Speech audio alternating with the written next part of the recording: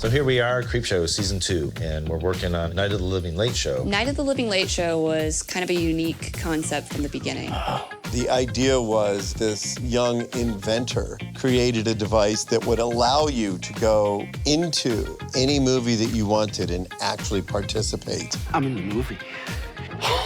The challenge for this one was that we weren't putting him into some made-up movie that we were filming and that we had any control over. Coming through. We were putting him into a movie that was made 50 years ago. We take modern footage shot on Alexa with Justin Long and Darcy Carden. What is this fucking movie? Put him into a film from 1972 shot in Technicolor. Cool. So how do we do that? During the development of Season 2 and Season 3 for Creepshow, I had reached out to a few of my very talented friends and was soliciting stories. And Dana Gould, a world-class comedian and an actor, also a veteran of Season 1 of Creepshow, Wow. pitched an idea that he had called Night of the Living Late Show. It works. Then as the script came in, I realized that we would need to recreate certain elements of the original sets from Horror Express and Night of the Living Dead because there was new dialogue that was created.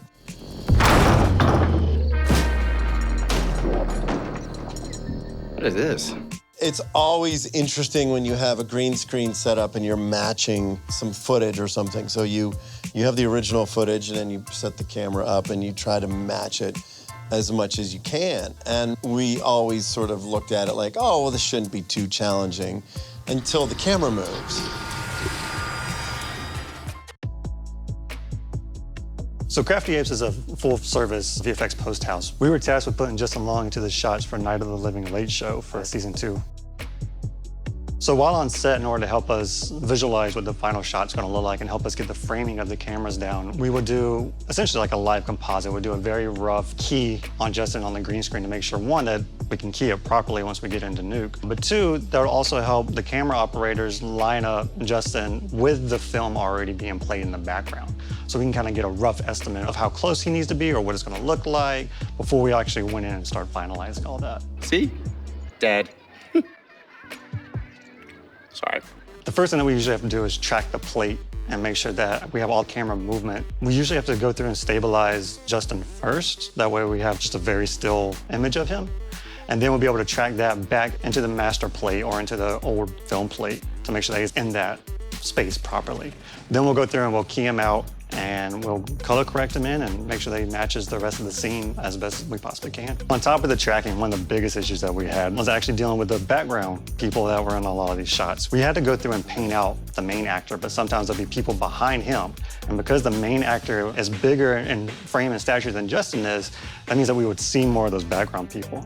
So we would have to try to find ways to basically put more faces back there and make those look cohesive as well in the shot. That way you can never tell that there was even a person there. You look the same.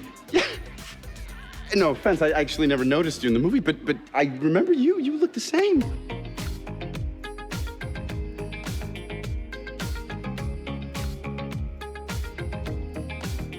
So working with Greg Nicotero on Night of the Living Late Show was very fun. We discussed early in the process how we needed to take Justin and Darcy and put them into a film from 1972 shot in Technicolor. Of course, there's qualities of that, film, grain, movement, all from the 35mm aspect that I needed to match on the Alexa. Personally, I was looking forward to the challenge.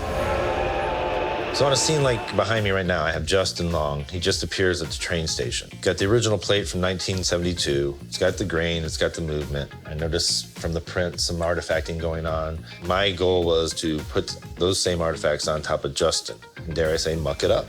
I had to make it match a 1972 film, so what do? Well, the first thing I do is I grab that film as a background plate, use it as a still.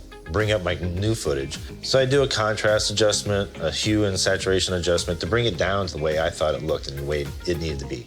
Then I bring in an external matte that Crafty Apes has provided that gives me complete control of the foreground and the background. At that point, then I just start using my scopes. I do a mix between the two elements. I have my background on the right of the screen and the new footage on the left, and I make things balance and match. Once I have it matched and looking like the original film, then I want to bring in the artifacts to really sell it. So I'll bring in my film grain. I have tons of tools to make the film grain any way I want. I watch the original film, personally analyze it the way I think it's looking, and I apply my matching grain. And then I needed to add some artifacts that I was seeing, some dirt and some smudges. Didn't want it to be overpowering, so subtlety is the key. But I have to sell the process. I have to make it look like it's a film from 1972 that Justin's in. You made it.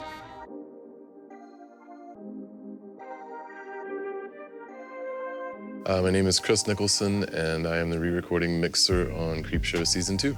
So this episode was challenging in the fact that there was a lot of sound baked into when we go into the movies that we didn't have the ability to change that, right? So once Justin went into that world, you have the sound basically that was pulled from the movie, which was only in stereo. So we knew very early on it was going to be challenging to A, make him fit in that world, and B, build up around that world so that the edits would be seamless and that it felt all cohesive. I can hear it. It's so real. After talking with Greg, he actually wanted to have Justin more or less sit on top of it. So it does feel like he's in a foreign place, like he's the modern sounding voice, and his footsteps and everything are basically, it feels like he's stepping into a world outside of his world. Show me. Yeah, okay, come on. Come on. So I think one of the most interesting things about Night of the Living Late Show is, as a viewer, I would challenge you to try to see where it goes from the old movie to the sets that were created by Greg to stitch that stuff together. Even as the mixer, I didn't realize that we had actually left the old movie in certain parts. You saw this man today and he was normal. Absolutely.